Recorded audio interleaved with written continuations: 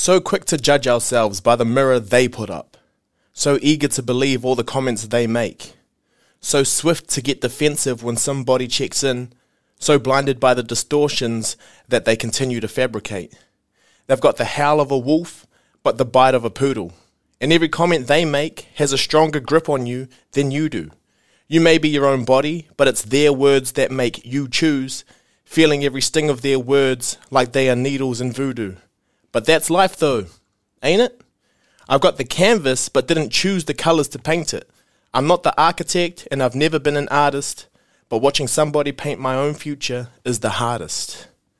And that was a fan poem sent in by the person by the name of Orange. And that could be orange as in the paint colour. There could be orange as in the vitamin C packed fruit. Or their name could really be Orange. And that's the dichotomy between, a beautifully worded poem like that and a word that is unrhymable, apparently. So yeah, that's the world we live in. It's reflective of this world that we live in. And it's a beautiful poem.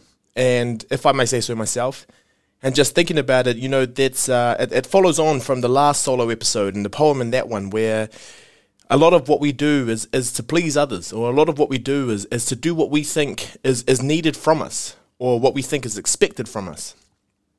And I do believe that from the beginning, a lot of our suffering is caused by this living this life that is not tangible. Tangible? No, that's not the word. Living this life that is not compatible. There we go. With the lifestyle or the values that you have as a person. Now, when I just said tangible there, I started thinking of desserts. But that's besides the point. Anyway, we're going into today's episode. There's a bit that we need to get through. But as we're here, happy Easter to you all. You're listening to this on, you shouldn't be working. And if you are working, please stay safe out there. I know 2 years ago when we started this podcast, it was Easter and we were in lockdown. And my wish was that we had no road deaths because I know around this holiday time, people are out traveling a little bit more. And just remember to take a little bit of extra time. If you need to, if you're getting tired, please rest. And that's just not on the road. I'm talking in general as well. If we're running ourselves, I can see everyone walking around like zombies and just trying to get through. Do take some time to rest, do take some time to breathe, and do take some time to be here with us today. But thank you for your time. We hope that you can find this time and find my voice, and hopefully it doesn't make you want to drive into the back of a Wendy's, but we're out here. Let's get it.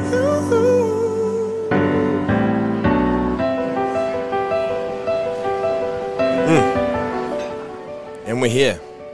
And I'm extremely sore, and this is the good thing, I guess, about technology and being able to do things in the future. So I'm currently a few days ahead of when you are listening to this, and that's how technology works. That's how time works. Time works where something will happen, and I'm doing this live, but it's not live to you, but it is live to you because you're here with me. Thank you so much for giving me this time, and thank you so much for all the kind feedback that is coming through, not only on the solo episodes and the response to the different challenges that I'm putting out on the solo episodes, but also to the interviews that I've been having, and to the influx of people who are engaging with that different content. I must be honest, and the one that recently came out with Caitlin, she's a good friend now. We meet regularly and we just have so many eye-opening discussions. But I do feel like I undersold myself, or not undersold, but I didn't give her justice, I don't think.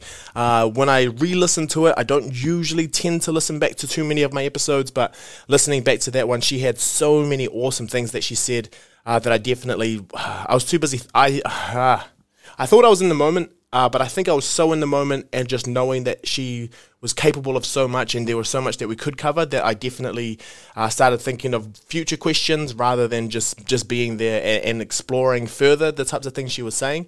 But oh man, there was just so much, and I think part 2 was definitely necessary for that. I just wanted to start by saying, the process episode that I did, that was huge in terms of the type of feedback I got and just kind of where I'm going with this sort of thing.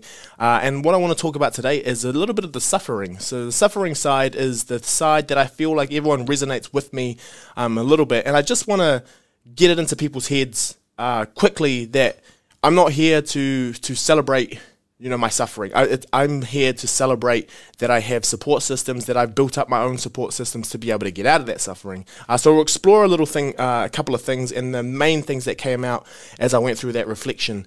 But just before I do start, Moana Jackson was a huge stalwart, I guess, for the Māori movement here in Aotearoa, and very staunch in terms of being able to enact te tiriti within different policy, but also just being a staunch advocate for all things Māori. But he had a quote which is, "We are not alone in our suffering. We stand in the light of our ancestors." And I think definitely growing up and forgetting that I have, forgetting my whakapapa, which is genealogy, and forgetting that I come from a long line of people who suffered, for us to be here. But they also have that mentality, from where they were. It's like, how do I make this as good for the next couple of generations? And that was something that I was trying to get across in my last solo episode. And that's, that is what is happening here, is I'm thinking about the future generations, but I wouldn't be able to have this platform or this baseline to actually begin my ascent into actually creating these opportunities if it wasn't for the people who went before me. And if I, go back even further to an esoteric level, we don't have what we have without without the atua, without everything being created for us. So once again, instead of being separate from our environment, we are our environment. So looking at that on multiple levels. But before I go forward, I'm extremely sore. I said that before, and I kind of just didn't go back to it because we had our first preseason game, which was awesome hit out, and just realizing, the different coaching styles. So we've changed our head coaches, and last year we just had a coach who, I'd ask for what I could do to get better, to get more game time, etc., and it just was one of those people who just said, just keep doing what you're doing, but would only play his favourite. So it was just a real freaking bridge troll. Like, if you think about the Billy Goat Scruff, where, the troll would just decide arbitrarily who goes on, who doesn't, and who crosses this bridge, not the field, unless he was at the field because he was our old coach. But anyway, we've got a new coach now who sees potential, and this is when I was talking about processes, and when I was talking about actually having stepping stones for people to be able to walk into themselves and find that aspect of them. And so we had this first game, and we were just allowed to explore our different playing systems and see what worked. And, it was scrappy just to be expected of a preseason game, but to have us all out there running and just showing and just seeing just how much we had each other's backs, I think for me, it's exciting to see how the future is going to unfold for our season, but also it's just, I think sometimes a little bit of faith actually goes a really long way, because going into it in terms of training, it was quite shaky, but on the day we showed up and we gave everything that we could to the best of our abilities. So was happy with that. Happy to keep you coming with rugby chat. I'll keep it to a minimum because I know a lot of you think that I'm just one of these people who is fully intellectual and is not a jock at all, but I have that jock part of me. I guess my name is Troy, and I do share that with the one Troy Bolton, who also had to find that dichotomy between himself as the superstar on the court as well as the superstar on stage, soaring and flying. But yeah, so I just want to explore this idea, being on the stage, being on the court, and I don't want to get caught up as a player in the suffering Olympics. And when I talk about the suffering Olympics, what I'm talking about are the people who, well, actually, I'm one of those people sometimes, talk about being sore, talk about having mental health issues, talking about all these difficult things. Now there's the difference, and I think the difficulty in this is that the process, when I'm talking about this stuff, is, where we thought we were going to get to when we started. So when I started this podcast, it was to be able to talk about these different things, to be able to, say I'm struggling and say it's okay to not be okay and not be okay, and explain how I was feeling when I was not being okay. But I think the process and actually going through it and seeing the types of feedback that I was getting, your things change as you go through. I think we come in, it's just like anything with training, with exercise, we come in with this idea that we want to look a certain way. But as you go through the process, the reasons for why you're doing it actually change when you're starting to see the different outcomes that you're getting as you go along and you're going through the process. You have a shift in personality almost. You have a shift in goals because you're starting to see maybe you're a bit more capable of other things, or maybe your goal was too superficial to start with. So, for example, I started a podcast so that other people can hear what I'm going through, and maybe we'll get a few likes, maybe we'll get a few people who know us, and maybe we'll become celebrities. Or now starting to see that actually this is helping people. Actually, for me, talking about this sort of stuff, it's actually making people feel like they have someone that they can vibe with, that they can reflect with, and it's less daunting, I guess, than actually having to be there with a counselor or not knowing how to get a counselor. So this is what I'm here for. But I think as I started, it was basically I started and I got to this place where, you know, I was dark. I was really dark, and I was literally just saying how much I was suffering and going through things, and it got to a point where my identity became tied with that person, with the victim. My identity became tied with this person who had issues, who had mental health problems, who was struggling with my brain and just couldn't switch it off. And I was in a really dark place. And it was one of those things that I never really realized until quite recently, how much I've come out of that place. And maybe this is why it's resonating with a lot more people, is that, you know, I was that person. I did have those struggles, but now I'm starting to reflect on them and seeing what I did to get out of them. So we were at this place where a lot of people resonated with it, but I don't know how sustainable that is, because I'm talking about how sore or how mummy I am, and I'm not necessarily giving myself any way out. And it's a couple of things, is that my identity, my podcast identity, was becoming tied up with this person who had those struggles. So what happens when I'm not struggling anymore? Like, does the podcast is it still a thing? Is it still something that people want to listen to because I'm not struggling anymore? And it's just like, wow, look at this privileged guy. He can say what he wants because he's not struggling. But for those of you who have been listening for a long time, know that it's been a rough time. But what I meant by recently is that someone asked me, you know, someone just said to me, hey, you're not looking too good. And don't you just hate someone who says that? Not hate. Don't you just dislike it when someone does say something like that? Because in my mind, I thought it was fine. I thought I was doing fine. I thought maybe I was a little bit tired, maybe. But, you know, when someone says that to you or someone brings that up, it's really easy to start only thinking about that thing. Like, that's the action, or that is the vibe that starts to be produced, because now you're thinking about it. It's like someone tells you not to think of a white rhino. You're already thinking about it. You're thinking about Ricky Riccatelli. But, yeah, it's just that happened, and I thought I was genuinely okay, and then that happened, and then it just kind of took me back into this place of like, sheesh, I've come a long way, because that used to be something that people said to me a lot of the time. Actually, people were worried about me a lot of the time, and then now I'm in a place where I can just be like, yeah, nah, I'm doing very, very well. But like I said, with this process and being able to think about why it was this podcast started and just who I've become as part of it, it's actually helped me a lot. I know it's helped a lot of you. But I'm not, you know, I will go through ups and downs. And that's just the nature of this beast that we call a brain, that is dealing with a whole bunch of things that are going on. And I come on here to be as honest as possible. But what I don't want to do is turn this into a place where I come and just voice all of the bad things that are going on in my life, because then it makes it seem like it's okay. Like, it's this, sorry. It's this weird thing. Sorry, I'm still trying to get my head around it.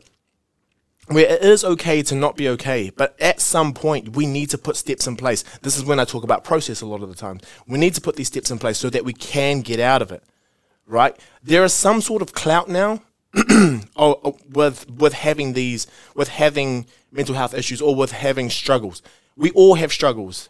I absolutely understand that, but we've gotten to a point now where we can't. It's almost like you can't struggle, because if you do, you know, you're that person who talks about how hard their life is, but then, like, if someone is struggling, we then compare struggles and all these different things. So now when people talk about, you know, having a hard time, it's almost harder to have a hard time now, because, you know, we're seen as privileged people. You know, you can listen to this episode right now. You can listen to this podcast. You've got a phone. You've got some sort of device where you can listen and go on the internet, download this, and be able to hear it. So now it's a popular thing on stories, and I've spoken about this before, where instead of when people are talking about, you know, how hard it is or how much they're struggling with something, they're like, I understand that there's this going on in this place and this place and this place, and then they go on. So it's almost like we can't properly indulge in those feelings of actually being upset. And like I said, a lot of the time, you need to take the sting out of it, and it may intensify. It may intensify when you talk about those feelings that you're having, but by being able to give that proper attention to it is what actually takes the sting out of it. It takes the bite away. You're in the dark and you just shine a little torch on it and just be like, oh, sheesh. It's like Kevin McAllister going into his basement and he sees, oh my gosh, it's just a fireplace. It's not actually a monster. He faced it.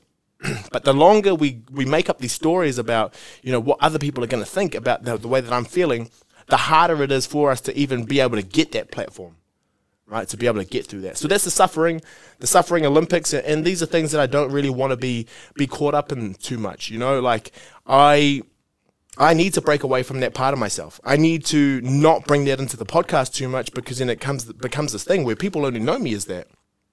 But I want people to know me as the guy who was suffering and does suffer every now and then, but does a lot of things just to make sure that I'm okay, right? Because we don't always need to be there. We don't always need to be there. We will be there sometimes, and that's the key, is knowing that we will be there sometimes and acknowledging that part of it. And once we acknowledge that part of it, and I'll talk about some of these laws or the noble truths of what I kind of live off in the next couple of episodes. But once we know that we're there, and once we acknowledge that this stuff does come up, but we have a process in place, and we can properly say trust the process, then we'll be kicking. We'll be a lot better than we have been if we just try to wing it every time. So the realness I've had in this podcast, how I got out of it, the character, the community I've built, and it's all around my suffering. It's all about me being honest. But I just need to be a bit more honest now and just say, that's part of me, but I don't want that to become me. Because if every time I come on this podcast and then maybe I can't be happy when I'm out and about because people know me as this character. This is a character I have built. It is me. It is definitely me. But for those of you who know me, who are listening to this, know that this is someone who comes out here because I need to be able to present ideas. If you know the real me, and if you've ever had a conversation with the real me, firstly, if you can even get a conversation with me, you must be a real one. But also, secondly, my mind just goes everywhere. I cannot tell you what I've said. I cannot tell you where I've been in my mind as I was going. All my thoughts just race. And people who sit with me can actually hear me think. Apparently, that's what they've told me. That's what they've told me. Anecdotal evidence. I haven't tested the p-value. But that's just where I'm at. And this person that you're getting is this person, right? That is the real me, but this is filtered. So I've been able to get my thoughts together to be able to come out and share this with you. And this is all part of the process, right? I might look at this in a year and be like, what an idiot. I did that with some of my earlier episodes. I looked back and I was just like, damn, you've come a long way. And that's process. Progress. That's progress, right? So that's what we're all in it for. But as I was going through this, I think where I was when I was thinking about, the earlier stuff, when I was thinking about, just the suffering that I was going through, but the suffering that I brought into the podcast world, and kind of some of the things that didn't allow me to escape that part of myself was because, I was really thinking about, I was playing with a few ideas in my mind, and the first one is self-blame. And as someone who gets highly anxious in different situations, as someone who doesn't like spontaneity, I've spoken about that a lot, who just gets the most crazy feelings of just like, oh my gosh, I'm going to poop myself. If I'm in situations which I'm not really prepared for, it's very easy for me to start freaking out. So being able to self-blame, because some of the things are out of your control. So I take it to the extra other level, and I blame myself so that I can control the reason why something doesn't feel right. And in that moment, it might feel like, okay, you're down on yourself a little bit more, but at least you don't have to blame other things. At least you don't have to think like, oh, well, I can't control those other things. But you can control blaming yourself. And that was something that I put myself into because I just feel like everything was my fault. And if anything did go wrong, it was me. And I think that was easy for me to take. And I think that was easy for me to start, feeling like, okay, well, it's okay because I'm just a loser. Like that's why it happened. And I definitely have done that a lot, and I definitely continue to do that. And I'm a bit more self-compassionate now because I've given myself that space, I've given myself that grace to actually make mistakes, but also understand when it isn't my fault. And I know there are a lot of people who are listening to this, understanding right now that they are those people who will give people the benefit of the doubt and put a lot of the blame on themselves, or just take anything that was super out of their control and take it in just to, it is that defense mechanism. And sometimes it might actually creep in because of the way that you grew up, right? So some of the times maybe you had to self-blame so that you would, or just internalize it and be like, you are the problem because, you didn't want to get a hiding, or you didn't want to get yelled at. It's weird to think now, and this is the idea that I've been thinking about, and just the different generations that we're dealing with, but also people who are teachers or people who you feel like would be the ones who reprimand you. We almost have like a codependency. Now, this is not a codependency as in like we're in a relationship and we do things together, but I think we become codependent on each other's emotions or each other's energies. So this is what I was thinking about, because like dependent and independent variables in statistics, right? It's like one of the most basic concepts that you ever come across, where one thing occurs as like a dependent on another condition. So the way that I was acting was dependent on the behavior that I saw being kind of demonstrated by the person who I feel could reprimand me, right? So if they're in a good mood, then I would be a certain way. So depending on their mood would adjust the way that I acted. So we got really, really good at being able to read different people's behaviors, but also when things would go wrong, we would then change how we were to make sure, okay, how do I not get in as much trouble as possible? And then thinking about that even further, like being able to change the way that we are, and this is what I was speaking about in that first poem. So if we take it all the way back, a lot of us are very codependent on the environment or the external factors that are around us a lot of the time. That can be what is popular on Instagram. That can be the person that we think we like. What is it that they like? This could be the friends that we think we need to make, trying to impress them all. But at the end of the day, are you still being you? And that's the stuff that drives us crazy, because that's the stuff that makes us feel like we are as far away from what our heart desires as possible. Now, am I right in all of this? I'm not too sure, but these are things that you might want to consider as well. And just in saying that, if it comes to a point where, people are just getting angry, even though you're trying to be as compassionate or be as, this is something that I figured out recently, is that I have a really good gut intuition on different people. And a lot of the times, the people that I just know are the way that they're going to be is because I have a feeling it's nothing that we could do. It's not a superficial thing that makes them mad. And if they get mad that quickly, it's because there's other things that they have to deal with. How do I know that? Exhibit A. You're looking at him, you're listening to him, depending on where it is that you are. So I was just someone who would crack and just get so mad and just explode and be angry and just come out, and then I'd be sad, and there'd be all these different things, and I would tie it to some sort of event that I feel like actually triggered me or actually put me in a different space. But all that did was flick the bottle cap off this shaken up fizzy bottle, and then I was allowed to explode. So I would look at very, very superficial things, the things that tick me off, but I never really looked deeper. And I only got to look deeper when I started reflecting a bit more. So that's all part of this process of me becoming who I am. And I guess it's more difficult to come to terms with what's actually going on. It is really easy to blame those other things because, you can see it. It's tangible. It's something that, this happened, thus this was the outcome. Cause, effect, right? This caused this to happen. But we don't really think about, like I was talking about in the last episode, intergenerational things that kind of kick in, and why it is that you might be conditioned to be so upset when different things happen.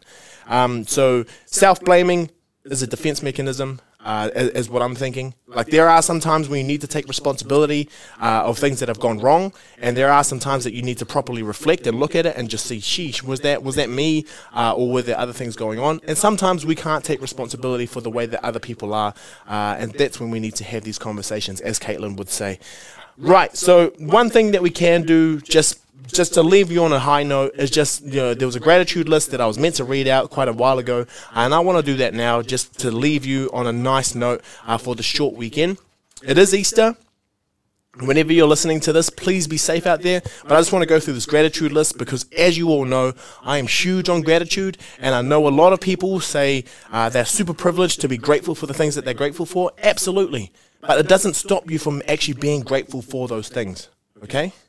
You don't have to hold what you're grateful for because you're in fear of hurting other people. Right? This is your gratitude list. If you keep it to yourself, that's fine. But if you are grateful for it, there is something in you. So those people who practice gratitude, there's been systematic reviews on this, those people who practice gratitude are more likely to move towards health-enhancing behaviors because they are, looking at brighter things. They're actually looking at the cup half full, or they're actually looking at creating opportunities for them to be as the best person or the best version of themselves that they possibly can be. And I think it's because they're more aware of how they feel.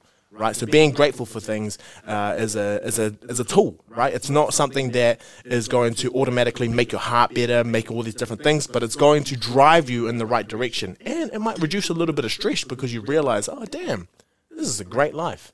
And the people that I have written in obviously think the same thing. So I'm not going to read you out. I'm just going to read the different things. So people are grateful for all the love in my life and friends, whānau, and the universe. And I love the universe. I love the way people talk about the universe as an entire thing because we're all woven into it.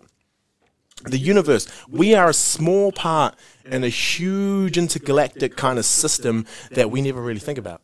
Right? Beyond the Milky Way, beyond the solar system. There are so many other things going on, and there are celestial beings, and we we are just a small cog in all of that. And when you think about that way, you get some sort of perspective, right? Whoever ate your muffin at lunchtime, that is a very, very minuscule factor in all of that. So I love it. My students doing well at uni despite having to do all the work online, and we love all the educators. We love all the people who have managed to pivot in such a time. I know that the first pivot happened in like 2020, but things change every year. We have new challenges that come up, so being able to do that, and of course, shout out to all the students that are out there. Shout out to their parents, their families, or whoever it is that are looking after them as well, working online and being able to make that house a home as well as an education center. It's unreal. Full bottle of water at my bedside, ready for when I wake in the morn, and good health. That's just nice and basic, but it's things that we take for granted, right? I'd be sipping on a bottle and just realize there are people who don't have this. And, you just have to be happy with that. My job, absolutely, right? Some people, damn, I'm one of them. Every time I just be like, oh man, I got to go to work tomorrow. I don't gotta go to work tomorrow. I don't have to go to work tomorrow. I get to go to work tomorrow. Some people don't have that. Right? Some people would, like we are extremely lucky to have those sorts of things. And the more grateful you are for all these opportunities, the more you're going to put your best foot forward because you realize, oh man, I've been given this opportunity. I've been blessed with this. Love that. My family and people who want to grow you as a professional, absolutely. Those people, there are people you have a conversation with who, firstly, who I see as students coming through, who I see that twinkle in their eye. I see that they want to go forward. They want to progress. They want to do all those sorts of things. But you also have conversations with other people who have your best interests at heart. Because, let me tell you, we live in a world where people will it's capitalist society out there. People want to get ahead as fast as possible. And if they see you as an avenue to be able to push and get that far ahead, you got to watch out for those ones, right? Those are some shaky ass people. But people who genuinely want to get you there and grow you as a professional, absolutely appreciate them, for sure. New opportunities, just in general. I love that. Any new opportunity. And the more you have your eyes open to new opportunities because you have done this gratitude, because you have done these reflections, because you have seen things as opportunities as opposed to obstacles, then absolutely you can go anywhere. Righty, another day in paradise. Ain't that the truth? Anywhere's paradise if you want to put your mind to it. Anywhere's paradise. Being healthy and being able to do the things I enjoy. Absolutely. That's the thing is we're afforded these opportunities because we have this health, because we have able bodies, or even those without able bodies or differently abled bodies.